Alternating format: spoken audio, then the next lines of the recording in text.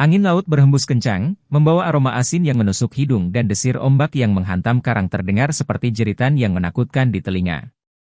Di sepanjang pantai selatan, desas-desus tentang Nyi Roro Kidul, Sang Ratu Laut Selatan, semakin menguat. Bukan sekadar mitos atau cerita rakyat, ada bisik-bisik bahwa identitas asli Sang Ratu teramat gelap, lebih gelap dari kedalaman laut yang ia kuasai.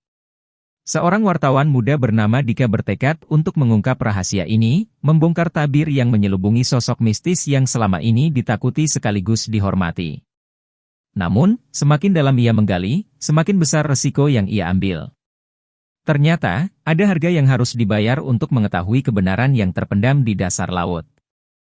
Dika adalah seorang wartawan investigasi muda yang dikenal gigih. Pekerjaannya selama ini berkutat pada berita-berita yang menyimpan misteri, dari kasus pembunuhan hingga korupsi politik. Namun, kali ini berbeda. Sebuah cerita rakyat tua memancing rasa penasarannya, tentang Nyi Roro Kidul, sosok mistis yang diyakini sebagai penguasa Laut Selatan. Sebuah email anonim masuk ke kotak surat elektroniknya beberapa minggu lalu. Isinya singkat, hanya beberapa kalimat yang berisi peringatan, namun memicu adrenalin di dalam dirinya. Jika kau ingin tahu kebenaran, datanglah ke Pelabuhan Ratu pada malam bulan purnama. Tapi berhati-hatilah, jangan sampai kau menjadi korban berikutnya. Dika mengabaikan rasa takut yang merayapi punggungnya. Baginya, ini hanya tantangan baru. Seorang teman dekatnya, Rina, yang juga seorang paranormal, memperingatkan agar dia berhati-hati. Nyi Roro Kidul bukan hanya legenda, Dika, ujarnya dengan wajah serius, dia lebih dari sekadar mitos. Ada sesuatu yang lebih kelam yang mungkin tidak ingin kau ketahui. Namun, Dika tak menggubris. Keingintahuannya sudah telanjur membara. Di tengah malam yang gelap, ia menginjakkan kaki di pantai selatan, tempat yang konon menjadi gerbang menuju kerajaan Nyi Roro Kidul. Angin kencang berhembus, menerbangkan pasir dan membuat rambutnya berkibar. Ombak bergulung tinggi seolah menanti mangsa. Di tengah gemuruh ombak dan angin malam, Dika melihat sesosok bayangan berdiri di kejauhan. Sosok itu tak bergerak, namun matanya menyala seperti obor di kegelapan. Dada Dika berdegup kencang. Ia memanggil sosok itu, namun hanya ada angin yang menjawab, membawa bisikan yang samar dan nyaris tak terdengar. Pergi, atau kau akan menyesal. Tanpa sadar, bulu kuduk Dika meremang. Namun langkahnya tak surut. Ia yakin, jawaban dari semua misteri ini ada di depan mata. Dika melangkah maju, mendekati sosok itu, berharap dapat menguak tabir yang menyelimuti identitas asli Nyi Roro Kidul. Tapi, apakah ia siap menghadapi kebenaran yang menantinya? Dika merasakan dingin menyelinap di sekujur tubuhnya. Cahaya dari senter yang ia pegang mulai bergetar, berkelip-kelip seperti jantung yang berdebar panik. Pintu gua tertutup rapat di belakangnya, membuat ruangan itu terasa semakin sempit dan gelap. Ia terperangkap. Mata Dika kembali tertuju pada cermin tua di hadapannya. Cermin itu tampak bergetar pelan, seolah dipengaruhi oleh hembusan angin yang tak kasat mata. Sekilas, bayangan di cermin itu tampak bergerak, samar-samar seperti kabut yang melayang di atas laut. Ia mendekat, mencoba memahami apa yang terjadi. Di saat ia menatap lebih dalam ke dalam cermin, wajah wanita berkebaya hijau itu muncul lagi. Kali ini, lebih jelas. Wajahnya pucat dengan mata yang begitu tajam, bagaikan pisau yang siap menguliti segala rahasia yang tersembunyi di balik kelopak mata. Wanita itu tersenyum tipis, dan saat bibirnya bergerak, terdengar suara pelan, seperti berbisik. "Kenapa kau mencariku?" Dika terdiam. Suara itu bukan hanya terdengar dari cermin, tetapi juga beresonansi di dalam kepalanya, memenuhi pikirannya dengan kecemasan. Suara itu manis namun mengandung ancaman yang samar. Ia tahu ini bukan ilusi, tapi kenyataan yang tidak bisa dijelaskan oleh logika biasa. "Siapa kamu sebenarnya?" tanya Dika dengan suara gemetar, mencoba menenangkan dirinya sendiri. Wanita itu tertawa pelan, tawa yang menggema di seluruh gua, membuat bulu kuduk Dika berdiri. Tiba-tiba, cermin itu tampak seperti menghisap seluruh cahaya di dalam gua, membuat ruangan itu semakin gelap.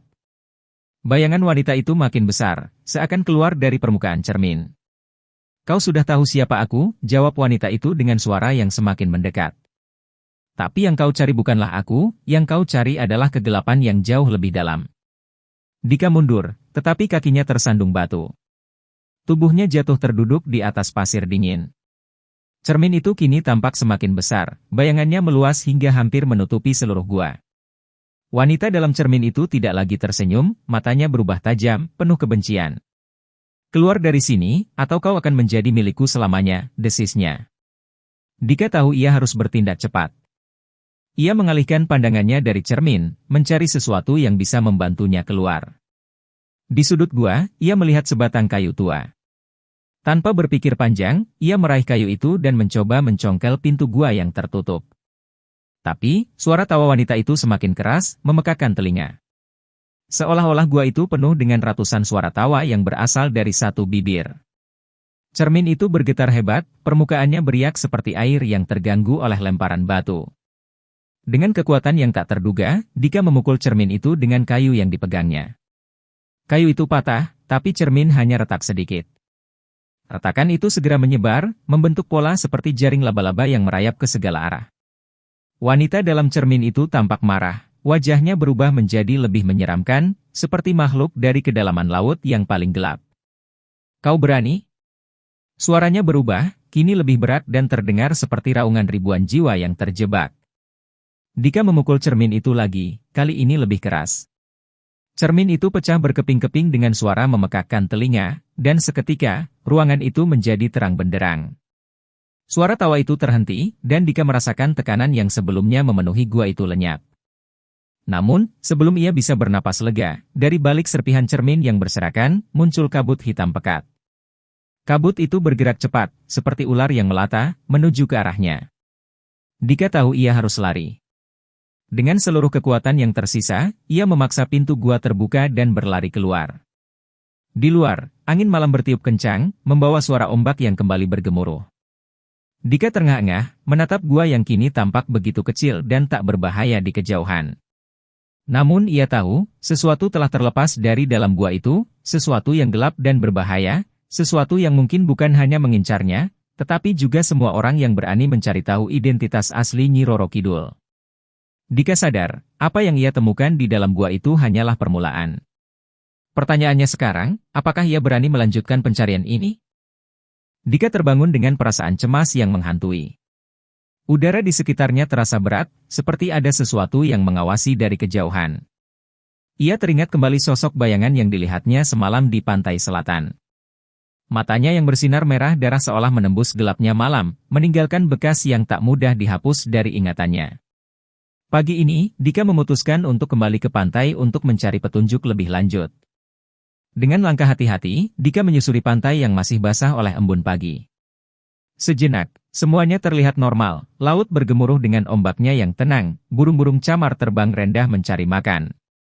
Namun, semakin jauh ia melangkah, semakin aneh perasaannya. Seakan ada sesuatu yang tidak beres, sesuatu yang mengintai dari balik tirai alam. Tiba-tiba, Dika berhenti. Matanya tertuju pada bekas jejak kaki di pasir, jejak kaki yang mengarah ke sebuah gua kecil di ujung pantai.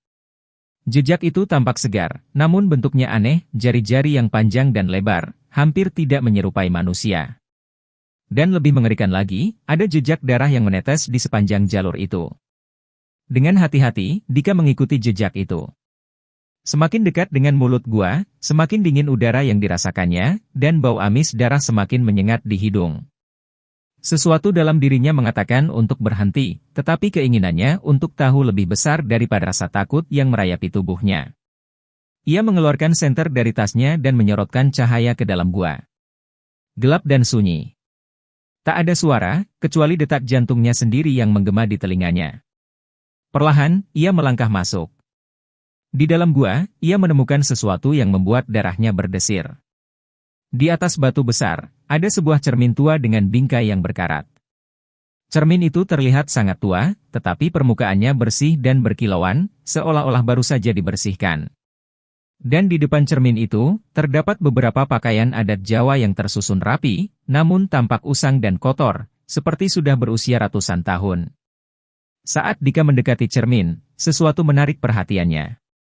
Ada bayangan samar di dalam cermin, bayangan seorang wanita mengenakan kebaya hijau.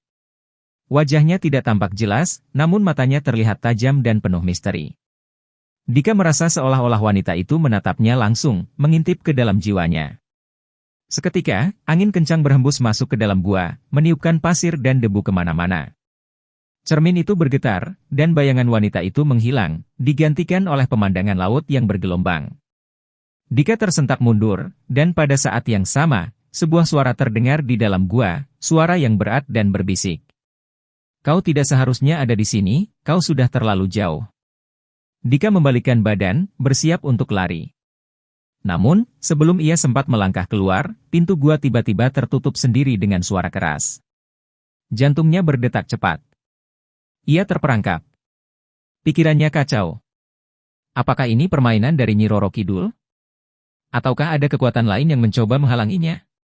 Satu hal yang pasti, Dika merasa berada dalam bahaya besar, dan ia harus menemukan jalan keluar sebelum semuanya terlambat. Saat itulah, suara itu terdengar lagi, lebih dekat, lebih dingin. Jika kau ingin hidup, tinggalkan segalanya dan lupakan apa yang kau cari. Namun Dika tahu, ia sudah terlanjur terlalu dalam. Tidak ada jalan untuk mundur lagi. Setelah melarikan diri dari gua, Dika duduk di pasir dengan napas terengah-engah. Tubuhnya gemetar, sebagian karena rasa takut, sebagian lagi karena kelelahan. Angin laut yang dingin menampar wajahnya, tetapi pikirannya terus berputar, mengingat kembali apa yang baru saja terjadi. Sosok wanita di dalam cermin itu, apakah benar Nyi Roro Kidul? Atau hanya bayangan dari sesuatu yang lebih mengerikan? Dika memandang ke arah laut yang bergelombang, mencoba mengendalikan diri. Ia harus melanjutkan pencariannya, tapi bagaimana caranya? Ia tidak mungkin kembali ke gua itu, terlalu berbahaya. Ia mengeluarkan ponselnya dan menghubungi Rina, teman paranormalnya yang selalu punya saran bijak. Rina, aku menemukan sesuatu yang aneh, suara Dika terdengar gemetar di telepon. Di mana kamu sekarang? Tanya Rina dengan nada khawatir. Di pantai. Aku menemukan gua, cermin tua, dan ada seorang wanita, mungkin Nyi Roro Kidul, atau entahlah. Aku merasa dia berusaha menghalangiku. Hening sejenak di ujung telepon, kemudian Rina berkata dengan suara serius, Dika, kau harus berhati-hati. Kau bermain dengan sesuatu yang bukan hanya legenda. Kau tahu, Nyi Roro Kidul bukan sekadar cerita. Dia adalah penjaga batas antara dunia ini dan dunia lain. Kalau kau sudah melihatnya, dia pasti sudah memperhatikanmu juga. Jadi, apa yang harus aku lakukan? Aku tidak bisa berhenti sekarang, desak Dika. Baik, Rina menghela napas panjang, ada seseorang yang bisa membantumu. Seorang dukun tua yang dikenal tahu banyak tentang Nyi Roro Kidul. Namanya Pak Surya. Dia tinggal di desa dekat sini, di balik bukit. Mungkin dia bisa memberimu jawaban. Dika segera setuju. Ia tak punya pilihan lain selain mencari tahu lebih jauh. Dengan tekad baru, ia memutuskan untuk pergi menemui Pak Surya. Meski begitu, perasaan gelisah masih menghantui, terutama bayangan tatapan tajam dari wanita di cermin itu. Setelah berkendara melewati jalan berkelok-kelok, Dika tiba di sebuah desa kecil yang tampak seperti tersembunyi dari dunia luar. Rumah-rumah tua dengan atap genteng dan dinding bambu berjajar rapi di sepanjang jalan setapak. Ia berhenti di depan rumah Pak Surya, yang tampak lebih kuno dari rumah-rumah lainnya, dengan patung-patung penjaga di kedua sisi pintu. Dika mengetuk pintu kayu tua yang terlihat sudah lapuk dimakan usia. Tak lama kemudian, seorang pria tua berambut putih muncul dari dalam.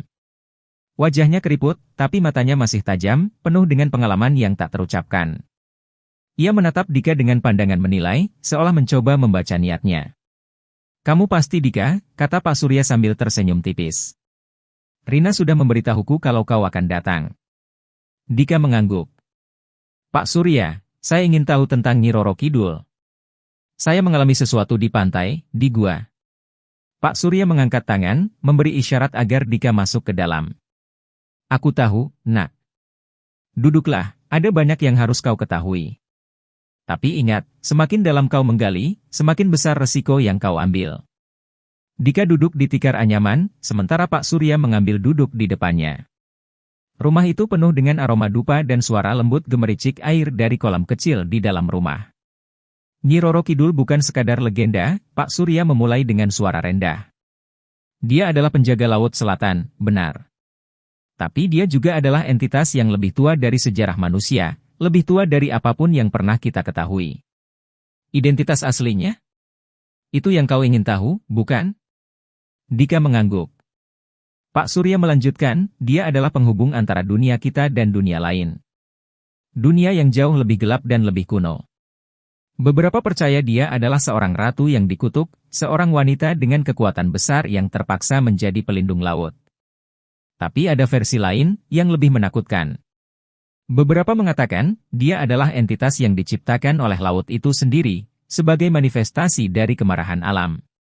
Dan setiap orang yang mencoba mengungkap identitas aslinya, mereka menghilang, atau kehilangan akal.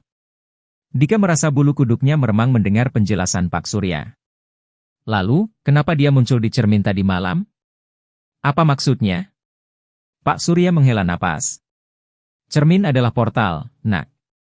Portal ke dunia lain. Cermin tua itu bukan sembarang cermin. Itu adalah salah satu dari sedikit objek yang bisa menahan energi dari dunia lain. Ketika kau memecahkannya, kau telah membuka sesuatu yang seharusnya tetap tertutup. Dika merasakan detak jantungnya semakin cepat. Jadi, apa yang harus aku lakukan sekarang? Apakah ada cara untuk menutup portal itu lagi? Pak Surya menggeleng. Tidak ada cara mudah. Tapi, ada ritual kuno, sebuah ritual yang bisa mengembalikan keseimbangan. Tapi untuk itu, kau harus kembali ke tempat di mana kau pertama kali melihatnya. Dan kau harus membawa persembahan. Dika menatap Pak Surya dengan ketakutan bercampur tekad. Apa persembahan itu? Pak Surya menatapnya dengan serius. Darah, Nak. Darah segar. Bukan dari manusia, tapi dari hewan yang hidup di dekat laut. Dan kau harus melakukannya pada malam purnama berikutnya. Dika tahu apa yang harus dilakukan. Dia harus kembali ke pantai itu, menghadapi ketakutannya sekali lagi, dan melakukan ritual yang mungkin bisa menutup kembali apa yang telah ia buka. Namun, apakah ritual itu akan berhasil? Ataukah itu hanya akan membawa Dika lebih jauh ke dalam cengkeraman kegelapan yang kini mengikutinya? Dika duduk di tepi tempat tidurnya di penginapan kecil dekat pantai, menatap keluar jendela dengan pikiran yang bercabang-cabang. Hanya beberapa jam lagi sebelum malam purnama tiba, malam di mana ia harus melakukan ritual yang disarankan oleh Pak Surya. Rasa takut dan cemas merayapi tubuhnya, tapi ada dorongan kuat untuk melanjutkan. Ia harus mengetahui kebenaran. Tapi, di sisi lain, ia tahu betul resiko yang dihadapinya, resiko yang bisa saja lebih besar dari yang pernah ia bayangkan. Dika melirik jam di dinding, sudah hampir jam 8 malam. Ia meraih ponselnya dan menghubungi Rina. Suara Rina terdengar tegang di ujung sana. Dika, apa kau yakin ingin melakukannya? Ritual ini bisa sangat berbahaya. Kalau ada sesuatu yang salah, kau bisa terjebak di sana selamanya, kata Rina dengan nada cemas. Aku tahu, Rina, jawab Dika dengan suara mantap, tapi aku sudah terlalu jauh untuk mundur sekarang. Aku harus tahu apa yang sebenarnya terjadi, siapa sebenarnya Nyi Roro Kidul. Rina menghela napas. Baiklah. Kalau begitu, aku akan membantumu dari sini. Aku akan berdoa dan mengirimkan energi perlindungan. Tapi ingat, jangan lengah. Apapun yang terjadi, jangan biarkan ketakutan menguasaimu. Dika mengucapkan terima kasih, lalu menutup telepon. Ia mengemasi barang-barangnya, memastikan ia membawa semua yang diperlukan untuk ritual. Pak Surya telah memberinya sebuah kantung kecil berisi dupa dan beberapa bunga yang konon memiliki kekuatan pelindung. Selain itu, ada juga pisau kecil dengan gagang kayu hitam yang diukir dengan mantra kuno, alat yang harus ia gunakan untuk mendapatkan persembahan darah dari hewan laut. Ia melangkah keluar dari penginapan, merasakan angin malam yang dingin menerpa kulitnya. Langit malam itu tampak begitu terang, dan bulan purnama mulai tampak di langit, bersinar seperti bola besar yang menggantung rendah di atas laut. Cahaya bulan memantulkan bayangan aneh di atas pasir, seolah-olah ada sesuatu yang tak terlihat bergerak-gerak di dalam kegelapan. Dengan langkah hati-hati, Dika menuju pantai tempat ia melihat sosok di cermin malam sebelumnya. Suara ombak bergulung-gulung terdengar seperti bisikan ribuan jiwa yang tersesat, membuat udara malam semakin mencekam. Ketika ia sampai di tempat itu, ia bisa merasakan jantungnya berdebar kencang. Ia menyalakan dupa yang diberikan oleh Pak Surya dan menancapkannya di pasir, membiarkan asapnya melayang ke udara. Lalu, ia memulai ritual dengan langkah-langkah yang telah diajarkan. Mengitari dupa 3 kali, mengucapkan mantra kuno dengan suara pelan namun jelas. Ia merasa hawa dingin merayap semakin dekat, seolah ada sesuatu yang mengamatinya dari jauh, menunggu dengan sabar. Dika mengeluarkan pisau kecil itu, berjalan ke arah air. Ia harus mencari seekor ikan atau hewan laut yang bisa ia jadikan persembahan. Namun, saat ia berdiri di tepi air, ia mendengar suara pelan, seperti tangisan.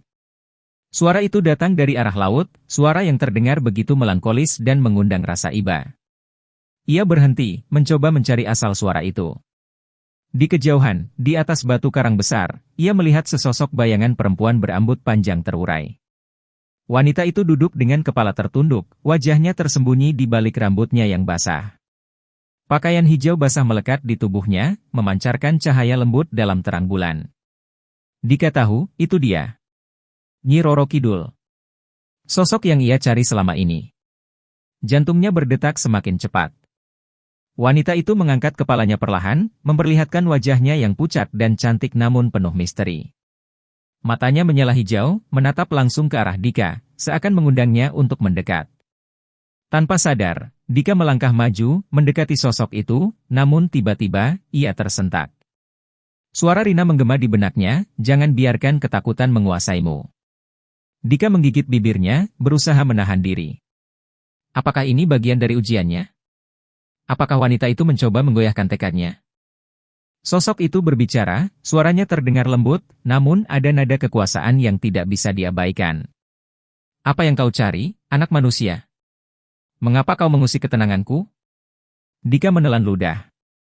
Aku hanya ingin tahu kebenaran. Siapa kau sebenarnya? Jawabnya dengan suara bergetar, tetapi tetap berusaha tegar. Wanita itu tersenyum, senyum yang begitu menawan tetapi di saat yang sama mengandung bahaya. Kebenaran, ia tertawa pelan. Kebenaran adalah sesuatu yang tidak kau inginkan, nak. Ada harga yang harus dibayar untuk itu. Dika mengangkat dagunya, aku siap membayarnya. Mata wanita itu menyipit, tatapannya berubah dingin. Baiklah, jika itu yang kau inginkan. Tapi ingatlah, manusia bodoh yang berani menantang laut akan berakhir ditelan oleh gelombang. Seketika, ombak laut yang tenang menjadi liar, bergulung-gulung seolah marah. Angin bertiup lebih kencang, membuat pasir beterbangan. Suara gemuruh air makin keras, seperti jeritan ribuan makhluk yang terperangkap di dasar laut. Dika tahu, inilah saatnya. Ia menancapkan pisau ke dalam pasir, mengucapkan mantra terakhir dengan suara keras. Asap dupa semakin pekat, menebar bau mistis yang menyengat hidung. Tiba-tiba, wanita itu menghilang, larut bersama angin laut. Tapi Dika tahu, ia tidak pergi jauh. Ia masih ada, mengawasi, menunggu. Angin berhenti sejenak, suasana menjadi hening. Lalu, air laut yang semula bergolak kini kembali tenang, seperti tidak pernah terjadi apa-apa. Namun, Dika merasa kehadiran yang dingin dan menakutkan masih menyelubunginya. Apakah ritualnya berhasil? Atau justru sebaliknya, ia telah memanggil sesuatu yang jauh lebih buruk? Dika tahu, ini belum berakhir. Ia masih harus menghadapi apa yang akan datang. Peristiwa apakah yang akan dialami Dika selanjutnya? Simak ceritanya di pertemuan berikutnya.